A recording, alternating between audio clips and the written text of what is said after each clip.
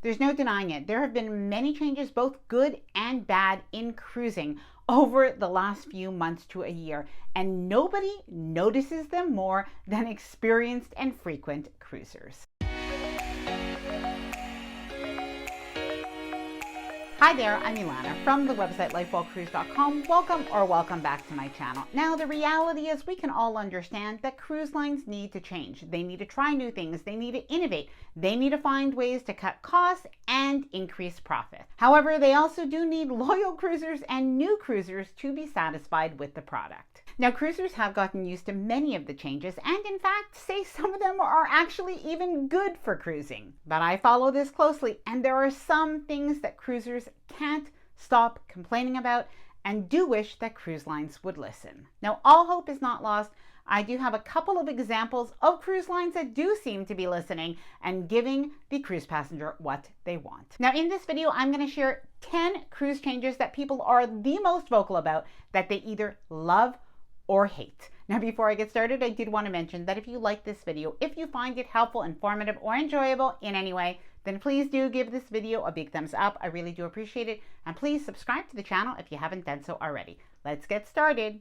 Number one, starting off with the good, the e-muster or the new safety briefing. Now, this is a change that came out of the pandemic, but people just love it. It's so much more convenient to have the new safety briefing that you can go through the video on your phone or on your stateroom TV and just check in quickly at your muster station. Much more convenient than the old muster drill. Now, just as a reminder, there were a couple of months that Norwegian Cruise Line actually reversed course and they went back to that old muster drill. However, they had such negative feedback from their passengers and from, well, other people that they did end up reversing course and bringing back the e-muster. I think that is a really good example of how a cruise line did actually listen to its passengers and the feedback. Number two, now this one is a bit of a bad change. There continues to be some negative feedback about the main dining room food. Now, there are a lot of things that people are just getting used to. Menu changes, for instance, menu options as another example, an extra charge for a lobster tail. A lot of that people have just kind of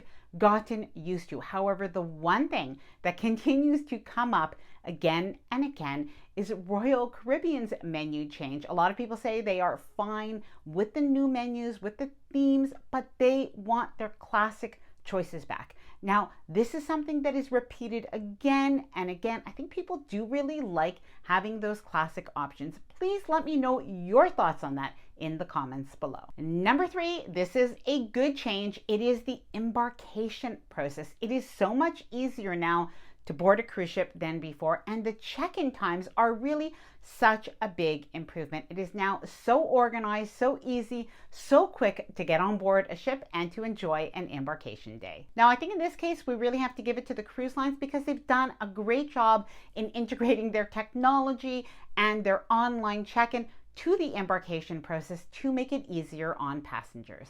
Number four, another bad change is cruise lines that have gone to the no turn down service or to the once a day housekeeping. Now, this is not every cruise line, but contemporary or value cruise lines like Royal Caribbean, like Carnival, like Norwegian Cruise Line have reduced housekeeping in most cabins except for suites to just once a day. Now, premium cruise lines, including Princess, Holland America, Celebrity, and luxury cruise lines still do have twice a day housekeeping. Now, when it comes to once a day housekeeping, there are really mixed reactions to this. A lot of people do understand and feel like maybe it wasn't necessary to have twice a day housekeeping. However, there is a group of people that are disproportionately, well, maybe not penalized, but it's kind of more negative for them.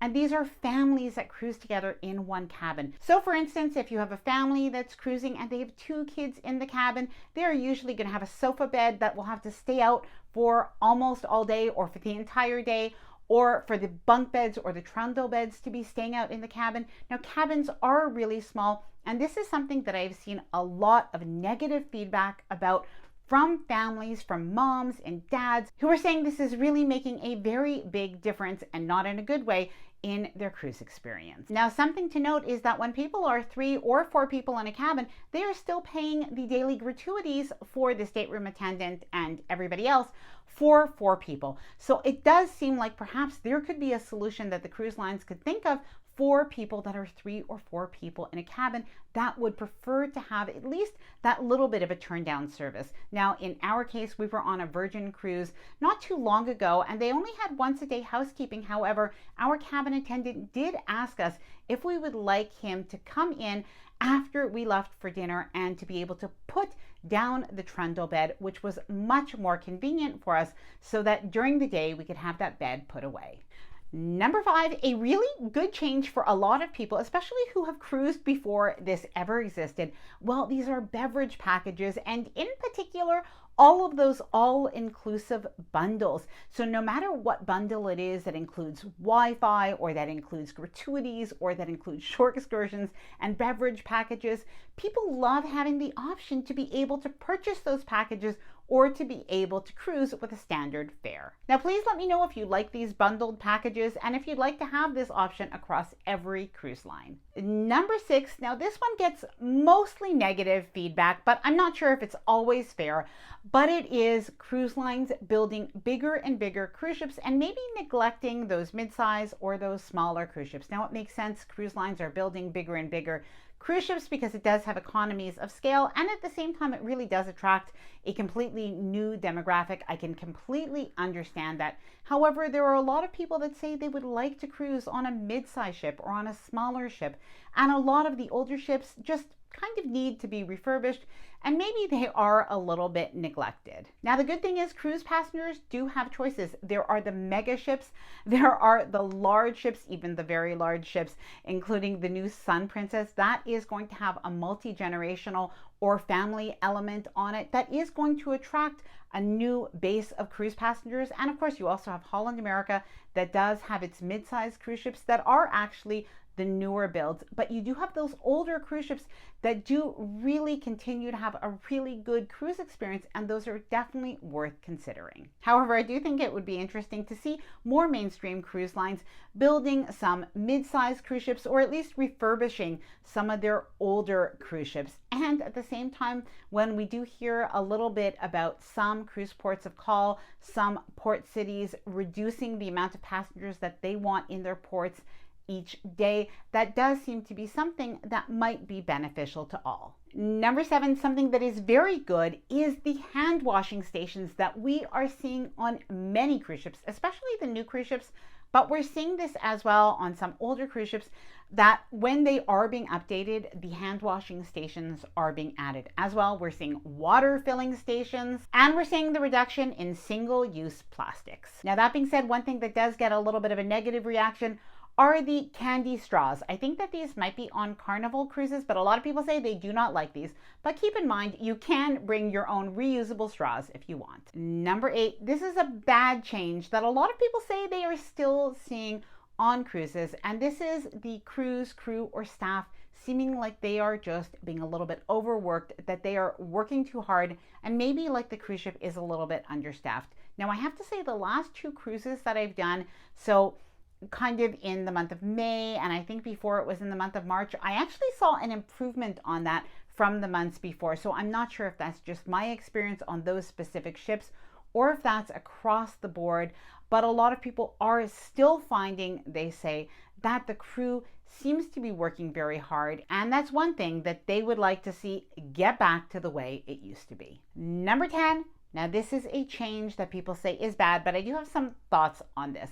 So the bad change is the increases in the crew gratuities and as well the higher prices on cruises. Now, this is a reality. The cruise gratuities, the automatic daily gratuities have really increased across the board on cruise lines, and at the same time, a lot of people say that the services on board have reduced. So that is something that people don't like very much. But my thoughts on this are just that the fact that there is inflation and the cost of living for the crew really has gone up, and whether you agree with tipping or not, this is the way on most cruise lines that the crew are being paid, at least in part. So I just don't think that there's a way around it. Now, in terms of the prices on cruises, it's true. Cruise lines are charging what they can. The reality is that the cost of everything has gone up, travel in general, and so have cruises. But I can tell you, there are still some phenomenal deals to be had. So you do have to be a little bit flexible, but I am seeing right now some incredible deals